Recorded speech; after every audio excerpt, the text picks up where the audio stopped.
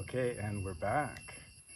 So today I want to share with you my message for everyone in 2020. This situation that we're in is unprecedented in many ways, and it's scary. There's a lot of uncertainty. There's a lot of reason to be skeptical about what we're being told about what's going on. And I think there's reason to believe there are hidden agendas behind a lot of this. And although we don't know with any certainty what those are, it's worth asking the questions. It's worth being a little bit reluctant to buy into the narrative that we are being sold. And that can be a uncomfortable process because it leaves us with no ground to stand on. And as a Buddhist monk, I often try to think about, what would the Buddha say? How can I use the Buddha's teachings to help me understand and navigate this situation? So today I want to talk about the Buddha's concept of awakening. Because although it's very old, I think it's very relevant today, just as relevant today as it was 2,600 years ago. And first, let me say that I can't really speak about this from direct experience. The Buddha taught that there are 4 levels of awakening, and I have not even come close to reaching even the first level. So I just want to throw that out there. And I also want to say that I believe there are many different concepts of awakening or enlightenment, or whatever you want to call it. I used to think that there is just this idea of enlightenment and you're either enlightened or you're not. But the Buddha taught something very specific, and I'll go into that in a minute, of how he defined what was his concept of awakening. And the more you look at that, the more you can see that in different traditions, different types of practices, and in different facets of life or the mind, I think there's probably a diversity of different types of awakening experiences that we can have. And maybe to some extent they're all valid. But as a Buddhist and as a monk, I try to kind of stay focused. That's been very helpful. So, with all that's going on, with all the uncertainty, with all the craziness, having something to come back to can be very, very helpful.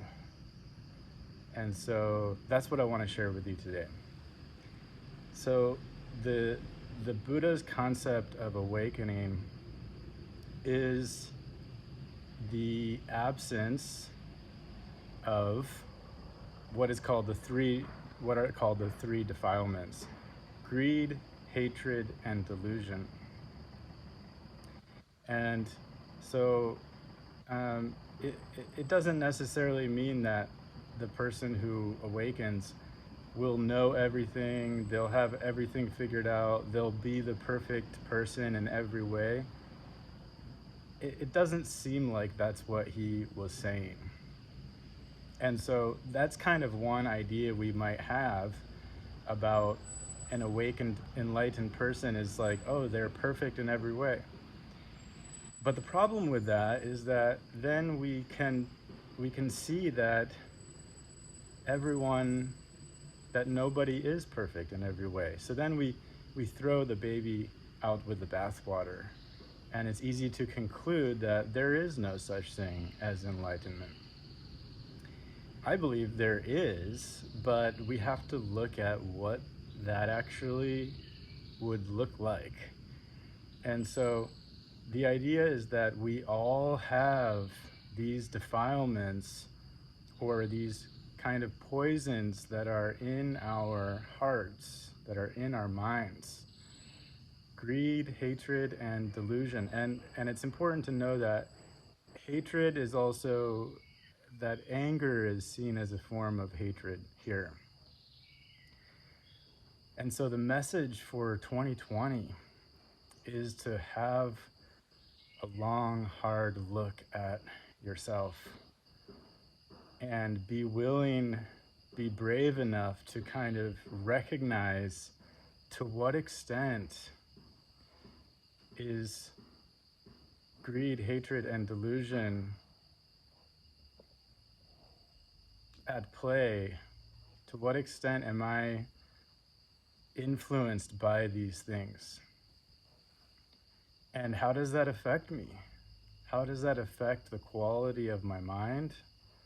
How does that affect my thinking? How does that affect my decisions, my actions? And so it takes a bit of humility here to kind of look at ourselves in this way.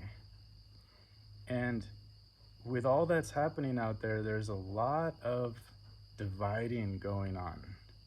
There's a lot of us versus them. And this narrative is a failure to see that whoever we think is out there that is like evil or like the bad guy,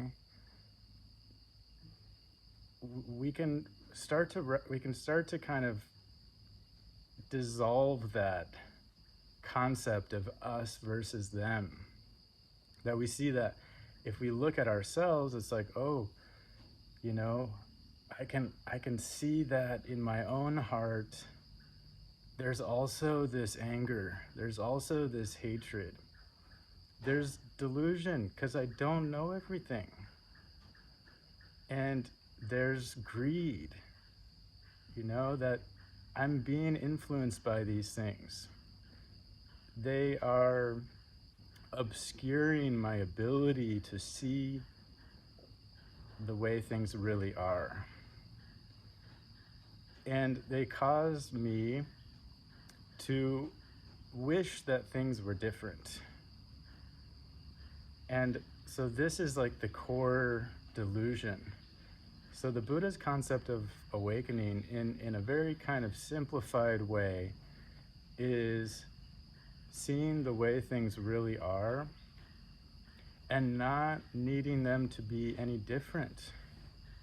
So there's this kind of cooperation, there's a kind of harmony with nature, with each other. There's a kind of deeper understanding of human nature that we are a part of, that we are a part of something bigger, and that it can't be about us versus them. We can't fall into the traps of fear and looking at the other as someone so different than us and pointing the finger and blaming the other and just kind of believing that we are on the right side and they're wrong, because this leads us to intolerance. This leads us to wanting to squash the other side, wanting to cancel the other side, wanting to censor the other side. This leads us to not being willing to listen to each other, to cooperate. And it leads us to having a closed mind, unwilling to kind of consider what we call the opposition, unwilling to consider other views and perspectives. And once we get to that kind of narrow place of hardening, there's nowhere to go. But there really is. We can awaken out of that. We can open things up. We can start to ask the questions. But we have to look more deeply within us first to see that we also have the things within us that we don't like about other people.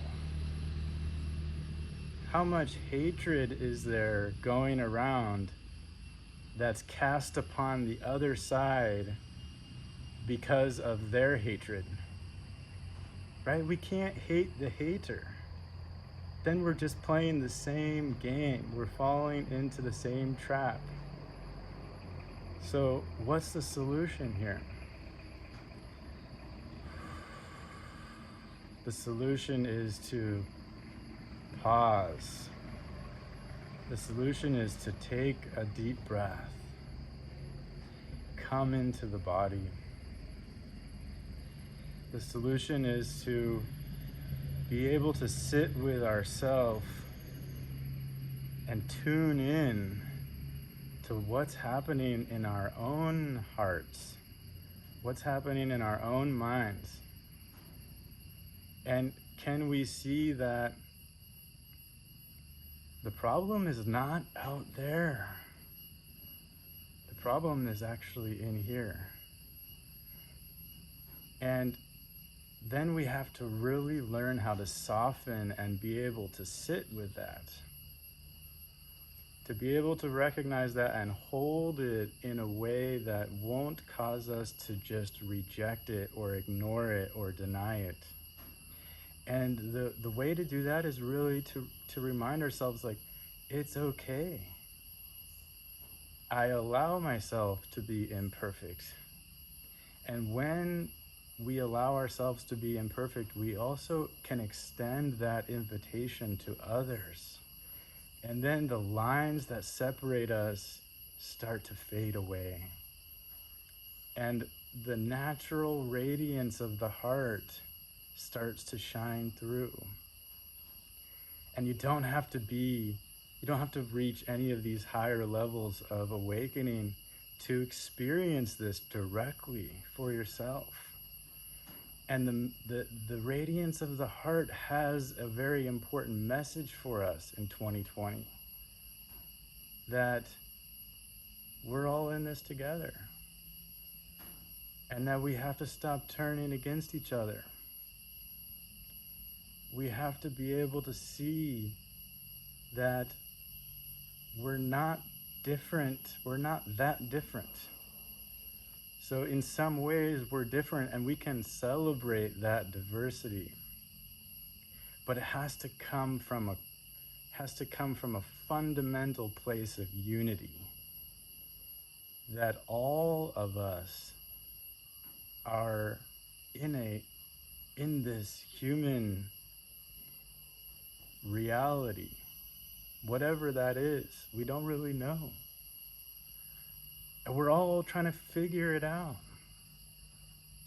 We're all trying to understand what it means to be alive and have a body and have this mind. And the more we can become curious about this, the more we can open up to this fundamental nature, radiant nature of the heart. We can tune into that message. And it's a message of love, of peace, of harmony. And that's a deeper wisdom that is within all of us. You don't have to learn it from outside. You can't learn it from outside. But the mind is very busy and crazy. So the way to tune in to the radiant nature of the heart is largely through mindfulness, meditation. It's very helpful to have a practice where you sit and close your eyes and allow the mind to calm down. Because when you do, you can't deny what shines through. And you realize that who you really are has nothing to do with your identity in any way. Political identity, racial identity, gender identity, those are all just ideas, and there's something transcendent within our hearts that is before all of that or beyond all of that. And once you connect with that level of yourself, you realize that everyone has this radiant heart as their fundamental nature.